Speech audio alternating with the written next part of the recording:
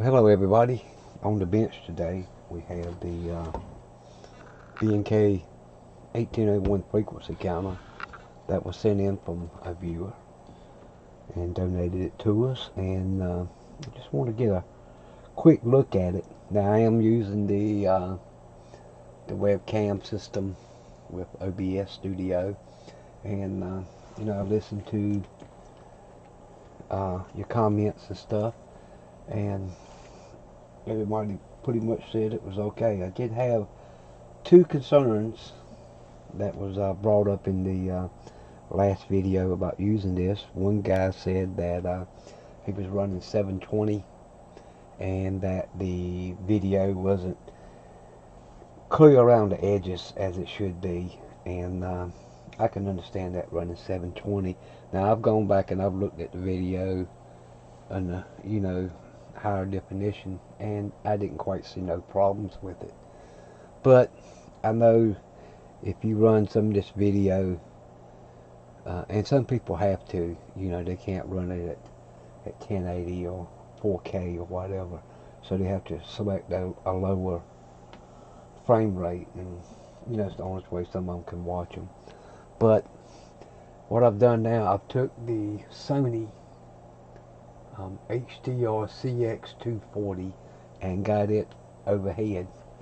And the other comment was about having zoom, so you can, you know, zoom in further on it. Well, the problem with those webcams that do that are getting up basically to the price of some of the lower end video cameras. So by using this video camera I got here, and that's connected to the cam link, and again, those cam links are expensive, and you know, I think this one was $140–$150, something like that. But by using this cam, as you can see, I can zoom right on in to different parts of the board, so that makes it a whole lot nicer for recording video overhead. And you can get it right on down where it goes distorted. Now there's no way to change the lens on this particular camera. That's one of the limitations to the smaller handy cams. But yeah, we have got it so now we can do some zooming in on it, so it doesn't have to be so far away when we're doing a video on it. So if you guys remember, the problem was a issue with the decimal point, and this time I said decimal instead of decibel. But anyway, we'll switch over to the other view.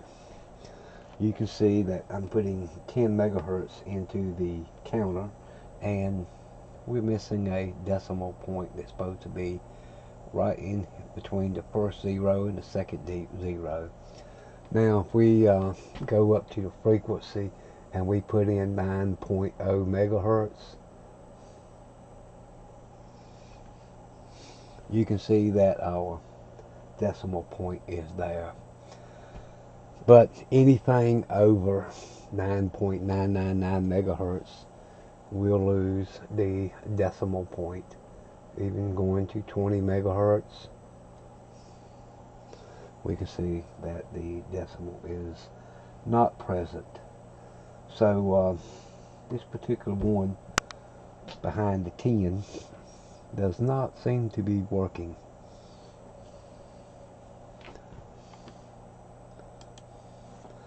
So what we got here is the make sure this is in frame good, is our block diagram, and we can see our display here.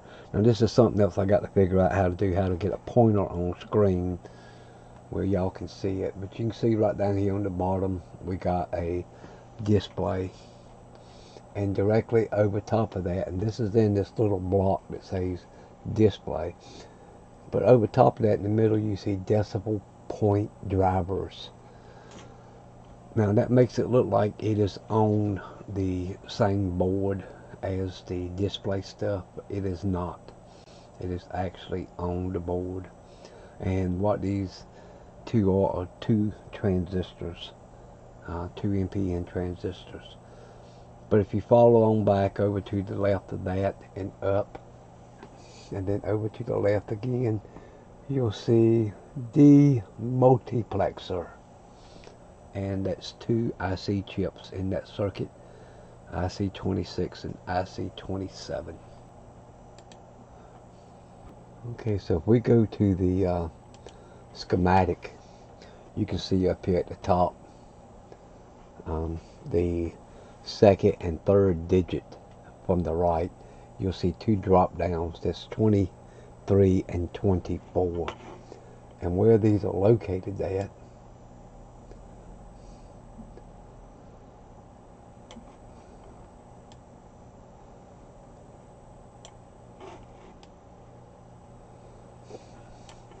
it's right over here on the right hand side of the screen. You can see 23 and 24 coming in, and they go to 2 transistors, Q10, Q11, and from there they go on up and go to IC 26 and IC 27, and that's part of that demultiplexer circuit, those 2 ICs. So them 2 ICs drive these 2 transistors, which then turns the decimal point on.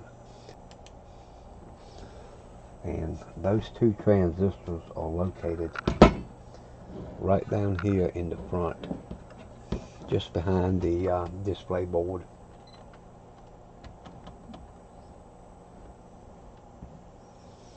And you can see Q10 and Q11 right here.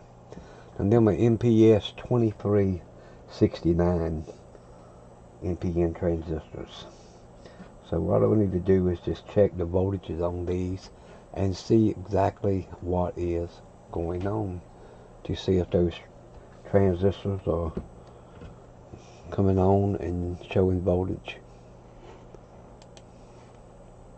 Okay, we'll go ahead and we'll check the voltages on Q10.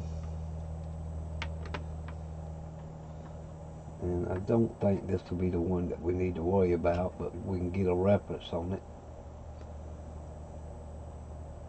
You can see the collector has about 1.3 volts.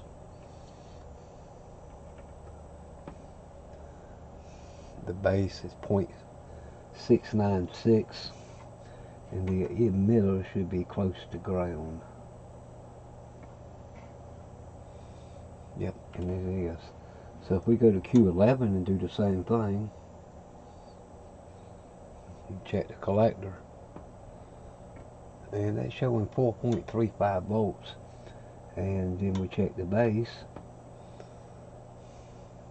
and that's showing 4.35 volts. And we shouldn't have nothing on the emitter, and we don't. So that kind of tells me that that transistor may be a bit of a problem. So I think we need to do is pull this transistor Q11 and check it out and see exactly what is going on with it. So what I got to do is pull this board out, and to do that we have to take the knob off, remove the BNC jack, then take all the screws out, all but the transformer. We'll have to take the screws out of the back to lift this plate off. So I'll go ahead and get that done off camera. Okay, I got the board out of the case and got it turned upside down, and here is Q11 and that's Q10. Let me zoom down in on that a little bit.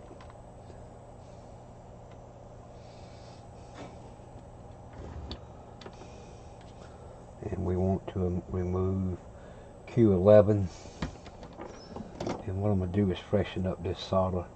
That makes it a little bit easier to desolder these things sometimes.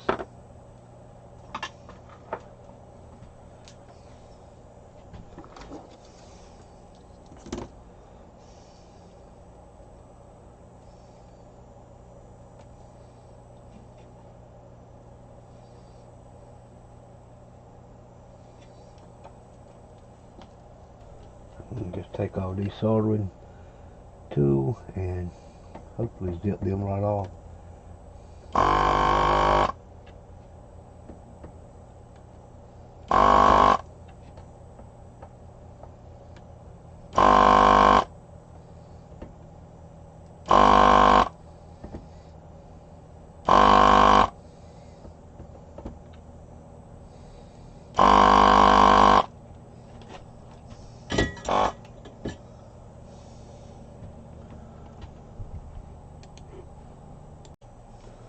Okay, I flip the board back over, and there we are, NPS 2369.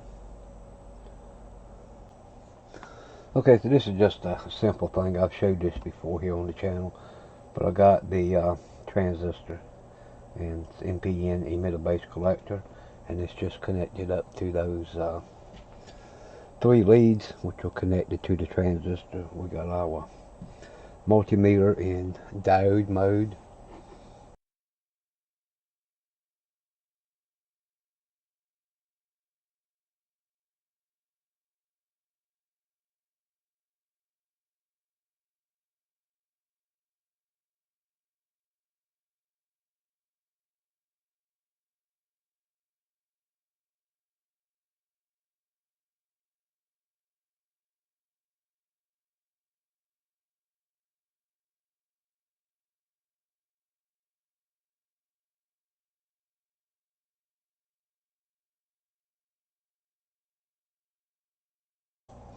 So I do not have an NPS 2369. NTE equivalent would be 123 AP, and since it's NPN, the only thing I have is a 2N3904. So let's just drop a 2N3904 in there and see what that does. Okay, I got the transistor in there, then put some flux on it, and I'll go ahead and solder that in.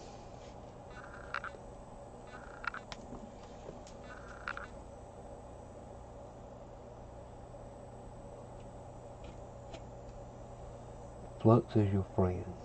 Don't be scared to use flux.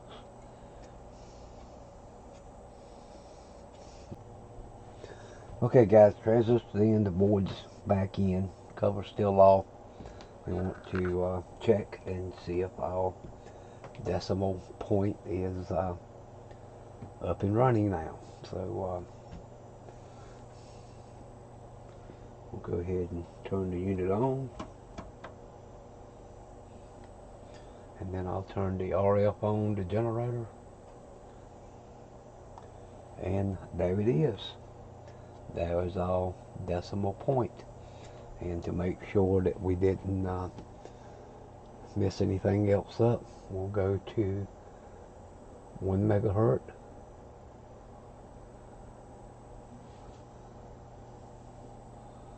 and that's right, we'll go to 500 kilohertz, and we have a decimal point there. We'll go to 50 megahertz, and we have our decimal point just where it's supposed to be. No problems at all. Let's just look and see what our voltages look like now, since we got that problem straightened out on Q11. And we'll go to the emitter, which is going to be 0. We'll look at the base. That should be below a volt.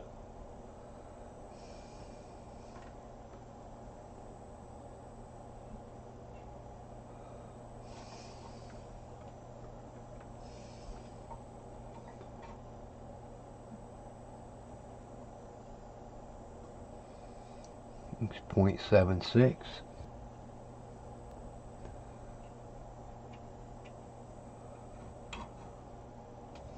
Okay guys, you can see just how simple that was to fix.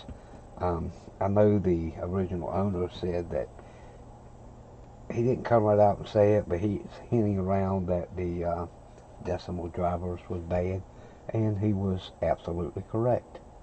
I think he just got tired of messing with it and decided to pay it forward, and but he was right.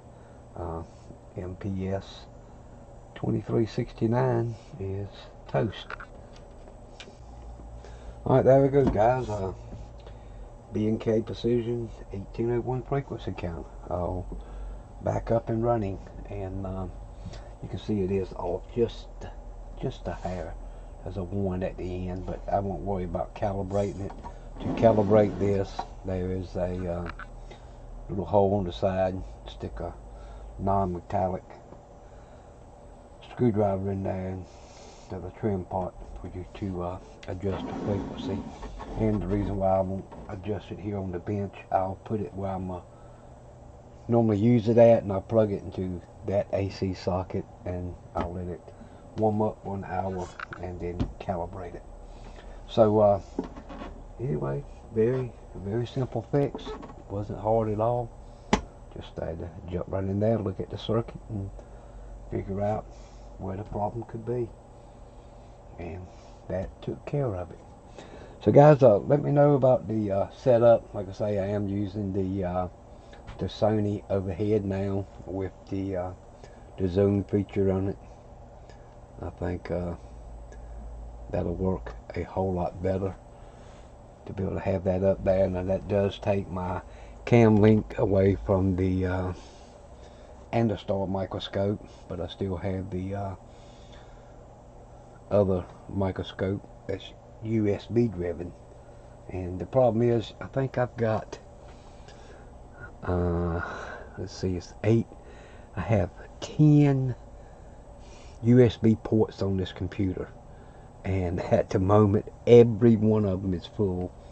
In fact, I had installed a board in the back that has 2 USB 3s on it. I installed that in it, and all 10 ports are full. So I don't even have room to plug in a flash drive without disconnecting one of the cams. There's 4 webcams that are connected, plus the cam link.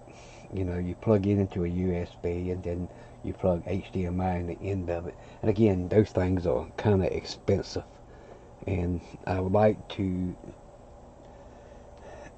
maybe look at some of the cheaper ones, because I would like to have one more on this computer, and that way I can run